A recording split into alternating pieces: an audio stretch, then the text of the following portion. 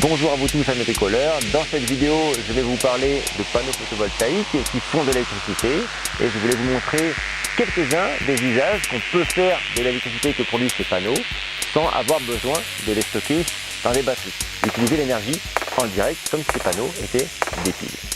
Allez, c'est parti.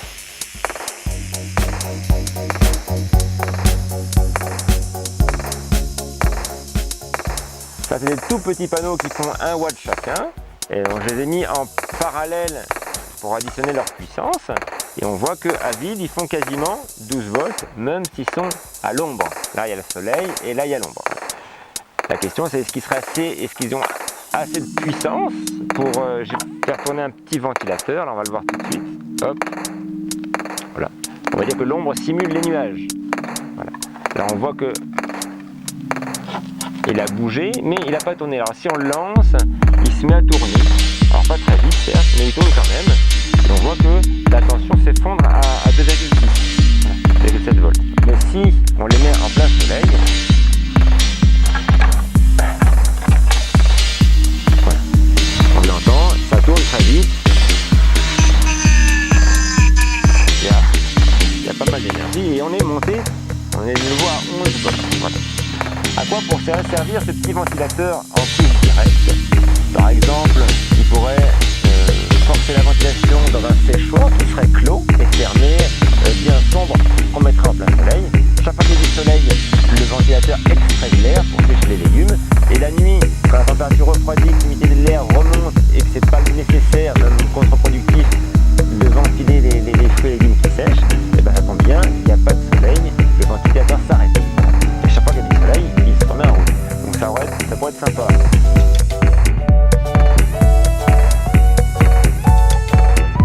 On voit qu'avec ce ventilateur, je peux complètement cacher un panneau. La tension tombe à 6-7 volts, mais il tourne quand même. Ouais. Ce qui n'est pas le cas pour une radio. Alors une radio, celle-là, c'est une radio avec piles, que j'ai déjà utilisé dans d'autres épisodes. Voilà. Donc j'ai enlevé les piles et il y avait 4 piles. Donc 4 piles fois 1,5 volts, ça fait 6 volts. Voilà. Et ça c'est pareil, j'ai une lampe qui était sur pile. Et là il y avait 3 piles, donc 3 fois 1,5, elle marchait en 4,5. Voilà. Comment j'utilise ces petits panneaux solaires 12 volts pour alimenter ces appareils qui sont plutôt lui en 6 volts et la lampe là en 4 volts et demi? Et bien je vais utiliser un abaisseur d'entorsion, ce qu'on appelle un convertisseur DC-DC. Ça c'est le plus classique, ça se met dans la même cigare, 12 ou 24 volts de la batterie ici, et puis en sortie c'est du 5 volts. Voilà. Ça c'est la version de riche à 10 €, ça c'est la version et juste l'intérieur, ça coûte 10 centimes, c'est 100 fois moins cher, et ça a la même fonction. Voilà. Alors je vais le faire avec un panneau un peu plus grand, on va le faire avec un panneau de 10 watts.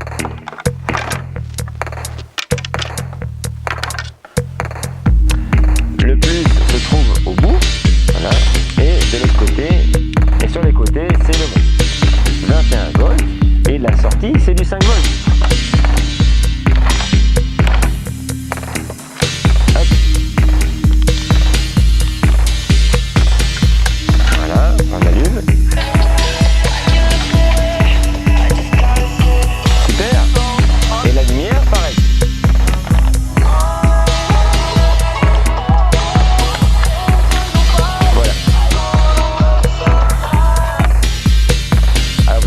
La lumière en plein jour, ça sert à rien. Alors, oui et non. Non, parce que si on a une cave ou une pièce sombre, ça va être bien pratique d'avoir la lumière même en journée. Ça peut être sympa. L'avantage d'avoir un panneau solaire là qui est carrément surdimensionné, ce qui fait 10 watts et qui ça me consommer 1 watt et tout ça, même pas 1 watt, c'est que même voilà, on est à 20 volts et même s'il y a une branche, on descend par exemple à 7 volts là, mais ça marche quand même. Ou s'il y a des nuages et que c'est à l'ombre, là c'est tellement à l'ombre, voilà, les lumières marchent quand même, et la radio aussi.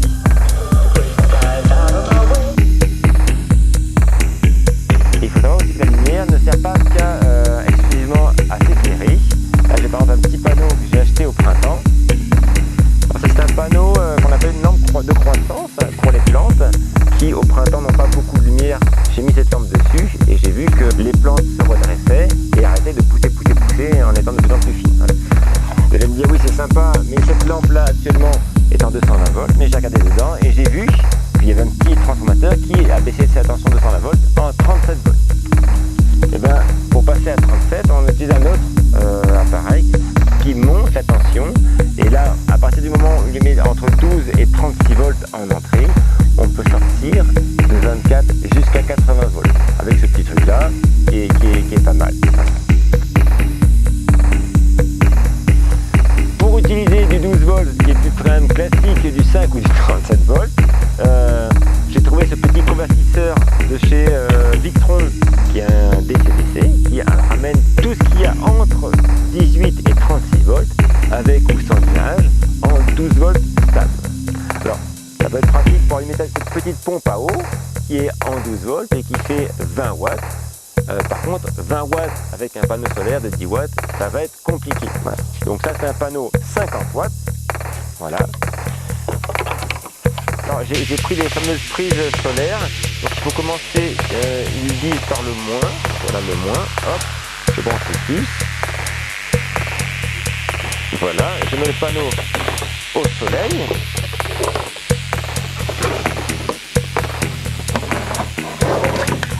Et on voit là qu'il y a un petit peu d'ombre déportée. On va brancher la pompe. Alors j'ai pas un détrompeur, mais j'écris plus-moins sur les prises de 120. Et là on voit.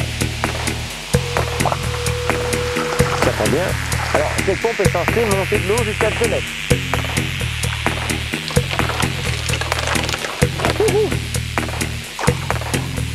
Sans problème. Ça peut être une bonne idée pour déplacer de l'eau d'un point en bas d'une gouttière, on a une réserve d'eau ou d'un étang et qu'on emmène ça dans le jardin. Voilà, ça peut être aussi une bonne utilisation en direct. Et quand il y a du soleil, qu'on a besoin d'arroser, donc le problème ne se pose pas, il y a besoin d'arroser de la niche. Allez. Bon, alors c'est sympa la petite pompe, mais moi ce qui m'intéresse avec ce genre de panneau solaire et ce convertisseur 12 volts, c'est de faire tourner cette machine que vous connaissez peut-être déjà, qui est sur un moulin à café, moudre du maïs pour faire de la polenta, avec un moteur d'essuie-glace. Voilà. Allez, c'est parti.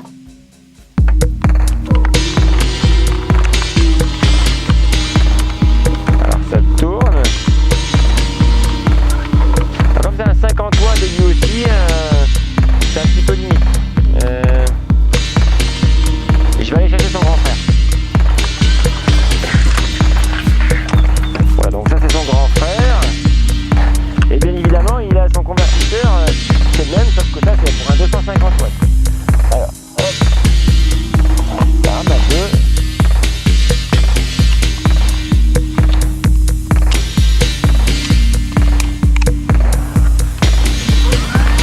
Ah ben voilà.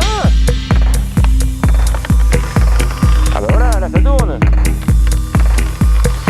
Alors même si je mets une main. Alors si je mets une bande comme ça marche.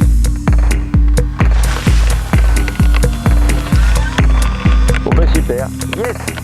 Là ça moule. Alors on est bon pour manger la polenta bientôt là. Wouhou.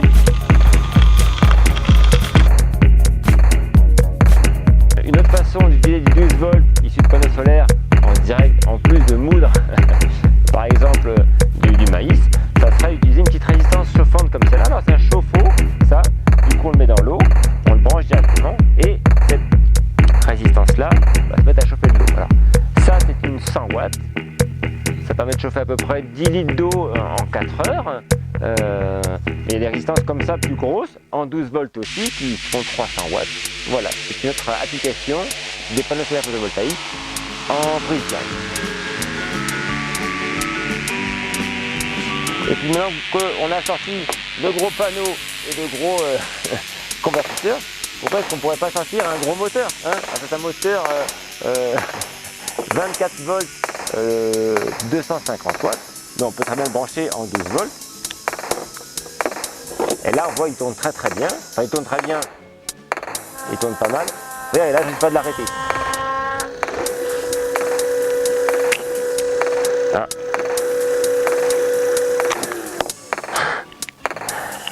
À quoi pourrait servir ce genre de moteur?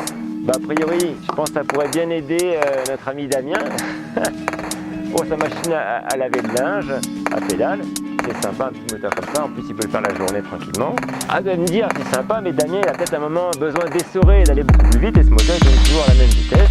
Et ben, c'est normal parce que lui, il sort du 12 volts. Voilà, alors pour aller plus vite, on pourrait très bien, premièrement, enlever ceci. Voilà, hop. Mettre directement une prise accessible comme ceci. Voilà, hop. Et alors là, tenez-vous bien. J'ai amené un petit régulateur électronique de vitesse. Donc on branche le plus-moins comme ceci. Comme ceci, plus-moins, hop. Et là, je mets les contacts. Hein, et il a marqué 33 volts. Et là, en tenant la poignée,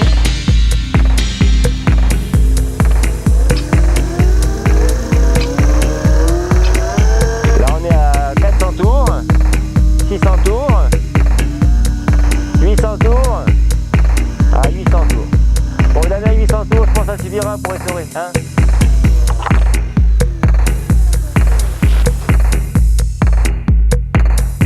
Bon, récapitulons un petit peu. On a vu qu'il y avait un ventilateur qui pouvait marcher à différentes tensions.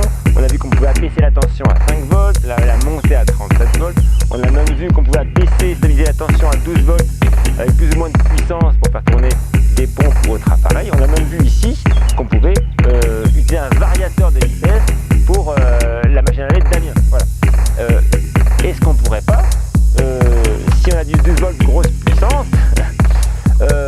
faire tourner ce genre de convertisseur onduleur en 220 volts pour faire tourner une disqueuse simplement avec ce panneau solaire, hein. Ça serait bien pouvoir bricoler en plein soleil. Allez, on essaye. Voilà. Le moins, hop. Le plus, ça c'est du 12 volts, je le branche là-dessus. Et quand j'appuie là, ça s'allume. Alors, branchons la disqueuse. Le casque anti-bruit.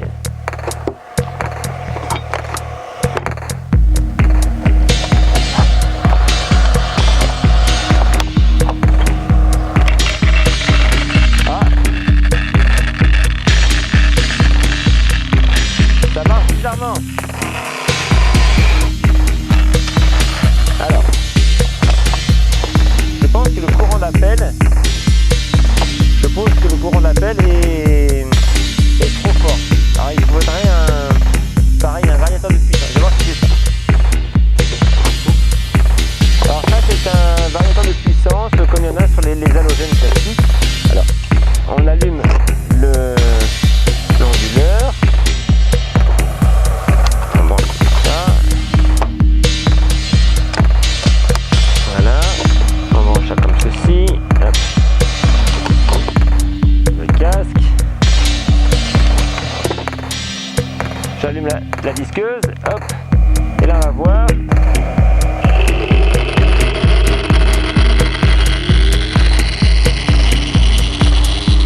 Hey,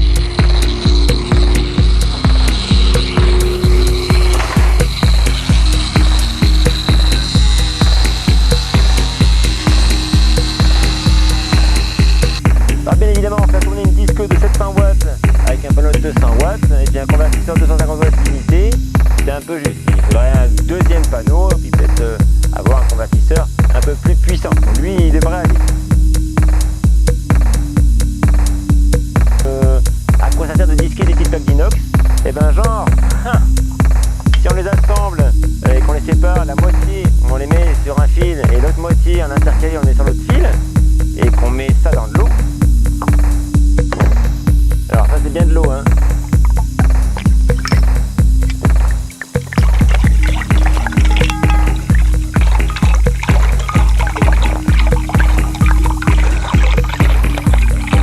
Voilà, dans 1 litre d'eau. Alors, on met pas sur le CDC, on met directement. Allez mon truc, la prise directe. Voilà, hop, super. Alors si on branche directement plus ou pas moins, alors si on le branche directement dessus, bah, il se passe rien, mais si on met ça dans l'eau,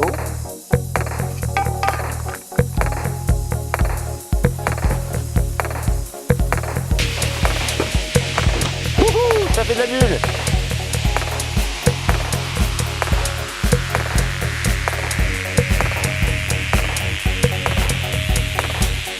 Alors qu'est-ce qui se passe?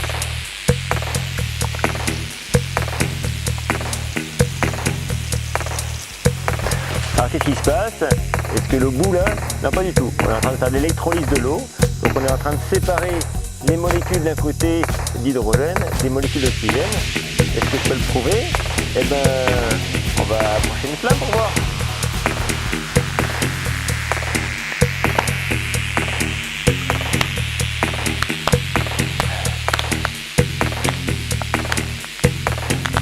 Et j'avoue, ça va faire des grosses bulles.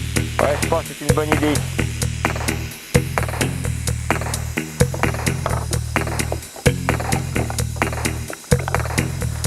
Bouge-toi les oreilles.